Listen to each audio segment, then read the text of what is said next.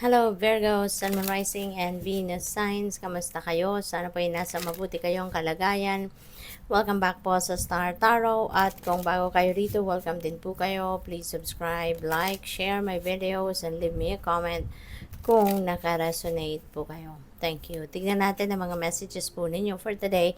And by the way, maraming, ano na pala ngayon, Merry Christmas na. Wow. So, Merry Christmas po sa inyong lahat. Hope you enjoy this time of year, no? So, we have 9 of Pentacles, no? Napakaganda. Kasi this is you reaping the rewards of your hard work, no? Virgo. Maaring meron na ditong return of investment, maaring meron ditong biyayang paparating sa inyo financially, wherein ito yung bunga ng inyong pagsisikap. Ito na yung bunga, resulta, kumbaga, ng inyong pagtsatsaga, ng inyong hirap, 'di ba, sa trabaho, career, negosyo, yung ganon. So there is financial gain, no, na dadating, financial reward, no. Dito makukuha mo na yung makukuha mo na yung premyo mo, kumbaga, no, sa ano ninyo, sa effort, no, na binuhos ninyo sa lahat ng ginagawa ninyo, no, trabaho man yan, career or business. So this is the time wherein you're going to experience abundance, prosperity, financial comfort, financial freedom, 'di ba? Magkakaroon na kayo ng kaluwagan sa inyong kaperahan, no? Ito na yung point wherein masasabi mo na you are financially sufficient. Magkakaroon ka na ng pagkakataon na kahit papaano makapagtabi ng pera, makapag-ipon, something like that. Okay? So, tignan natin kung ano pa. We have High Priestess, and this is a reminder para sa iyo, Virgo, na pakinggan mo lagi, no, kung ano man ang bulong sa iyo ng inyong intuition. Always listen, to the guidance of the divine na dumadaan sa inyong intuition, because that's guidance na makakatulong sa iyo na mapunta ka sa tamang path, sa tamang daan, 'di ba, na dapat mong mapuntahan. So kaya importante na magpe-pay attention kayo sa inyong gut feel, no? Sa inyong inner voice, yung ganon. Alright? So, what else?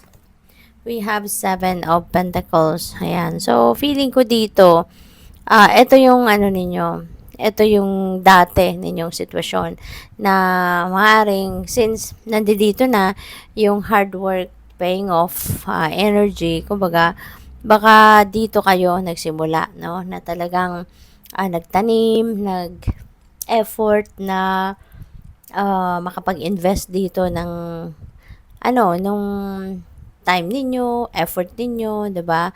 So nag-invest kayo diyan, ideas ninyo, ginawan na ninyo ng paraan, no, na maisakatuparan or ma-practice sa realidad ninyo kung ano man ang mga plano ninyo, mga ideas ninyo.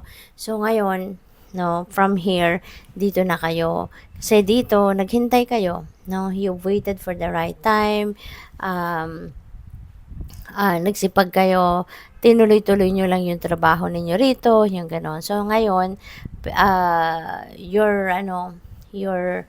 the wait is over, kumbaga. Yung paghihintay, pagsisikap, pagtsatsaga ninyo, ito na yung bunga, no? Makukuha mo na yung fruit of your labor. Harvest time na ito para sa inyo. Kaya kung ano man itong pinagsikapan ninyo, pinagtrabahuan, pinagtiyagaan, 'di ba? You've exerted a lot of effort dito kay Seven of Pentacles. So ngayon, eto na siya, 'di ba? Nagbunga na or magbubunga na ang inyong magbubunga na ang inyong magbubunga na ang inyong pagsisikap, no? So, tignan natin kung ano pa ang kaganapan dito for Virgo.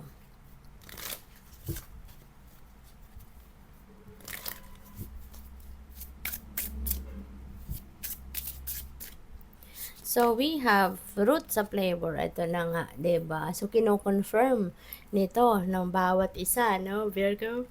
Kino-confirm niya ito, kino-confirm niya ito, no? So, talagang this could be a statement, no? A huge statement para sa inyo na it's time to reap the fruits of your labor and become rich. So, meron nga ditong rich gain, 'di ba?